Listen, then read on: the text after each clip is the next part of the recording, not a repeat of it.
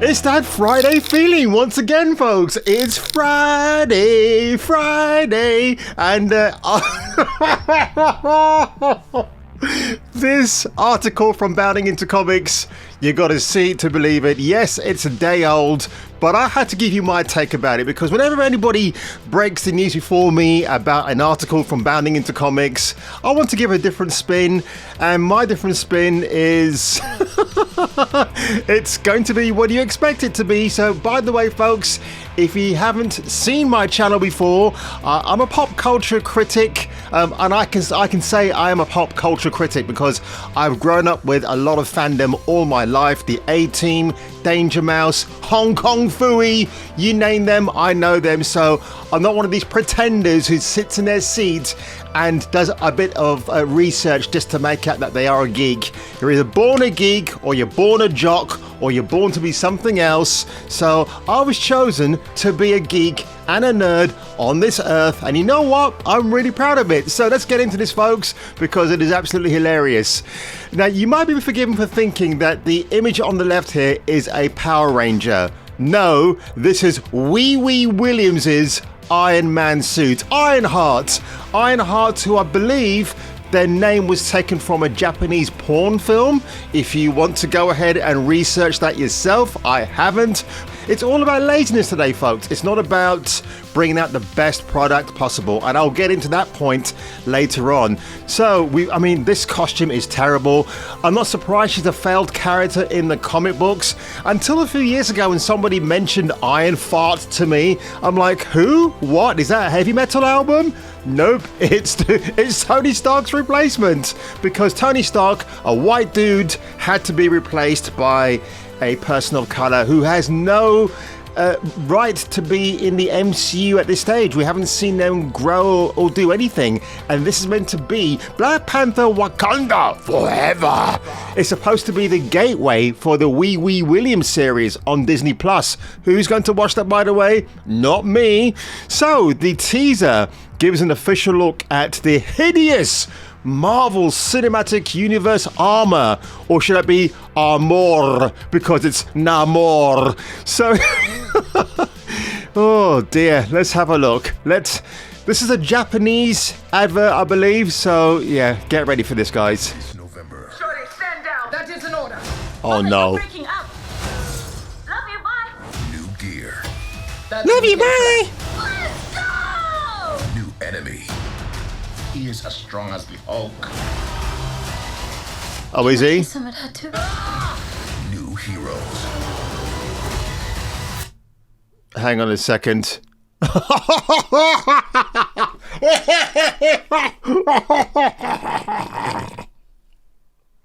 Oh no, that's terrible, isn't it? This can't even get. Can I get a better freeze frame? Come on, man. There we go. So I've got to point out something here that another content creator did point out, and I thought it was hilarious. So there was a big fuss in the second season of The Mandalorian where all the ladies had boob armor, and like, why was that a thing? Of course, Anita Sarkeesian had to make a big point about that as well, didn't she? But here, now, if you look at the actress herself who plays Wee Wee Williams, and then look at her helmet, and look at the strategic pointer in her helmet. Is that meant to be cornrow armor? I'm just saying, it looks a little bit suspect to me. Is it meant to be aesthetic?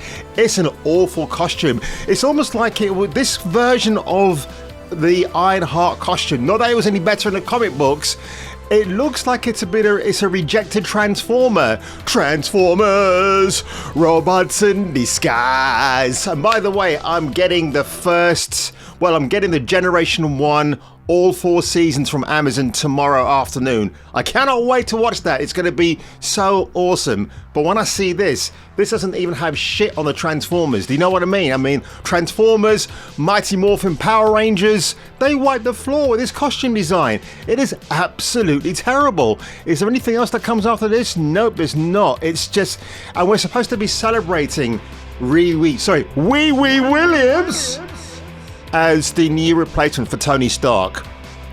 No, definitely not. I'm not convinced.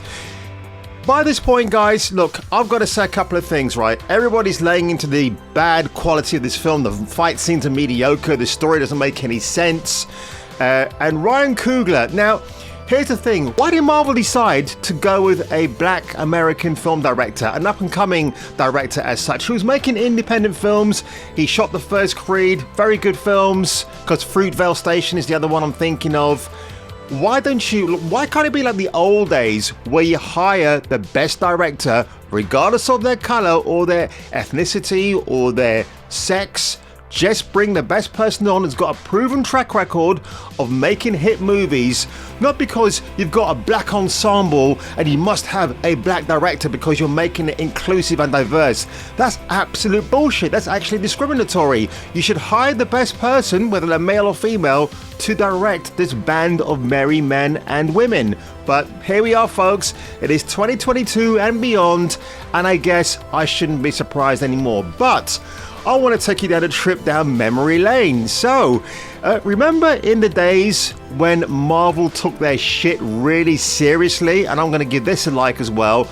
This is footage, this is B-roll footage, behind the scenes, BTS if you like, of Robert Downey Jr. being fitted for the costume in the first Iron Man in 2008. Let's take a look at this. This is John and my second film with them. It's still a pretty magical experience when that suit's first rolled out. Shane likes to put it behind a curtain generally and unveil the curtain in a very dramatic way, and there was Iron Man standing behind. What do we do today? I turned it on. I love that sense of wonderment. Like, wow, Jon Favreau right here on the right side. Everybody's looking at it in awe. And what are they staring at, you wonder? Well, I think we're about to see it. Look at that. Look at that. Boss! Boss, man! Production at that point, when that suit's shown to you. Oh! I'm getting chills, guys. I'm getting chills. Colors and all the decisions you made along the way make sense. Oh, man. Look at that. Look at that. And I think 235. Wow, John's got his lens out. I mean, would you see Ryan Coogler doing that now? No, because that Wee Wee Williams reject knockoff that you could probably get a better version of at your local Poundland store, wherever you live in the world. They look far better than what we saw in that hideous trailer. Oh, God, but I've got to take you to one more thing, folks, because you're going to love this. I bet you forgot about this, where I get more chills. Look at this, two powerhouses. Jeff Bridges, Starman himself, Robert Downey Jr. in a rehearsal for the first Iron Man. Listen to me. You are like a little child sitting next to its father in a car with a plastic steering wheel, turning the wheel with its father's driving, Tony.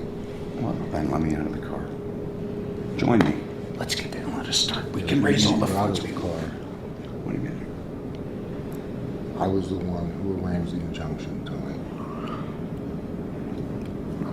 You could have saved a lot of trouble if you just let's go. Did I hear you? Yeah, no, that would be great. That'd be great. Unfortunately, they didn't use that scene in the film. It would have been great. Notice how Robert Downey Jr. is chewing gum in the scene, and obviously when we see it for real, like none of the actors are chewing anything. It's just like they're just chewing the scenery and chewing each other's dialogue out, which I think is hilarious. And because Robert Downey Jr. is a martial artist, he was doing that as a part of his recovery process from his drug abuse in the 90s. So this is great, man. I love this. And the sad thing is, we're not going to see anything like this again in the MCU. That's what it's become. That's why, like a wrestler, I am just tapped out. I do not care anymore. It's going to take me a while to be convinced. And actually, the only way I'm going to be convinced that Marvel might have to reset itself in the way that we know it to be is if they fire Kevin Feige, Victoria Alonso, all the woke idiots behind the scenes. Get rid of them all and bring a new guard of people who've got our sensibilities, who appreciate pop culture for what it is. Again, I'm not against the diversity and inclusion of things, but you got to do it in a proper way. You don't force it down people's throats, and maybe, just maybe, we can all enjoy or agree and disagree about things that we don't or do like about our favorite IPs. So folks, if you enjoyed this video today, make sure you hit the like button, make sure you subscribe, and you know what? I'm glad I don't have to go and watch Wakanda at all. Not today, not tomorrow, not next week, not 2 or 3 weeks time. I'm just going to be staying at home, doing some work, playing Ghost Recon Advanced Warfighter. And and I got to reach out to that person as well who left about 3 or 4 comments about my OG Xbox consoles. I will get back to you, sir or madam, and leave my replies. And of course the Transformers, the first 4 seasons of Generation 1, that is coming tomorrow. And I guess, you know what, and when I watch those animated Decepticons and Autobots going at each other, they will erase the nightmare of that Wee Wee Williams costume. And on that one, folks, if I were you and if you were me, I will check you out on the next video.